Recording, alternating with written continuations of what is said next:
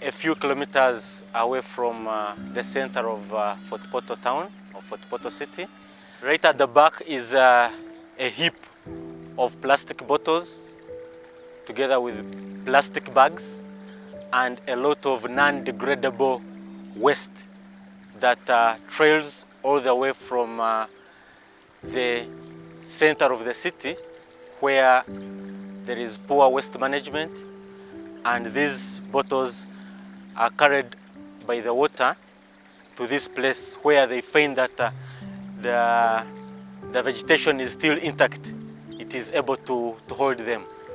So this is very significant because it points to the pollution that is facing this river. It points to the poor waste management of the people within Fort Portal municipality, and then it also underpins the importance of key stakeholders and the duty bearers to come up with sustainable solutions to waste management for the conservation of the river. This river is of very big economic importance for this area. It is a source of water for drinking for the population of Kabarole, and specifically Fort Portal municipality. But then also Chenjojo district draws its water for drinking from the same river. A lot of degradation is happening along this river. People are disposing their waste into the river. A case in point are the plastic bottles that you can see floating on the river, and these are non-degradable. And if left untapped and if not removed from the river, they contaminate the river, and the same bottles disrupt the natural setting of the river. River Mpanga used to be a big river, but it has reduced simply because of the activities, the economic activities that are taking place.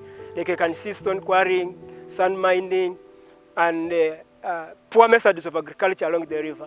The degradation is actually much on stone quarrying and the poor agronomic practices. The changes as the activities along the river have actually affected the flow. And in this way, there is a reduction on the volume. So then there is also poor sanitation, because like these guys who are working in the river throughout the day, we actually not certain to where they help themselves from.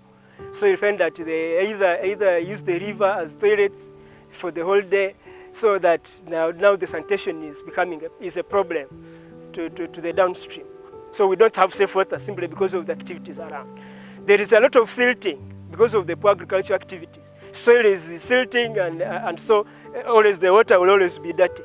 And so those activities that are not protective, they are actually affecting the water for consumption and water for development. I'm the area manager, Fort Portal cluster, and Fort Portal cluster covers Chenjojo, covers Fort Portal, basically Kabarole district and Bunyangabo district. Kabarole district mainly gets water from River Mpanga, which is where we are standing now, and it supplies it to different areas up to Chijura. We are planning to take it to Kabende, supplies it along Kasese Road, supplies it along Ugamba Road, and we are planning to take it to Karago. When it rains up the stream, we end up getting maram instead of water. Now, if we have a heavy downpour in Karangura there up the stream, what we expect is that we are going to have, maram, and we will switch off the plant for 2 hours for the maram to clear. Because at the end of the day, it becomes too costly to treat that maram. Now, the tricky part is if that maram comes at 2 a.m., the guy in the plant might be also asleep. He's a human being. So he's supposed to adjust the dosing, but at 2 a.m., the man may not even wake up to go and adjust, so it becomes a bit tricky. During the day, when it's maram, we go and adjust the dosing. If it's too much maram, we cross. But those 2 hours that we have switched off the plant end up affecting customers in far areas. So, degradation up the stream has negatively affected our production capacity to the extent that We can't run the plant 24/7 during a rainy season. Our biggest appeal is to every stakeholder to get involved in protecting the river Mpanga. Let us plant trees. Let us restore the natural vegetation that has been destroyed, such that we have clean water, we have potable water, and as national water, we end up using less chemicals. In the future, as we use more chemicals, you never know, it might affect even the cost of water. If the cost of treatment is high, also the cost of supplying that water to your home becomes a little bit higher.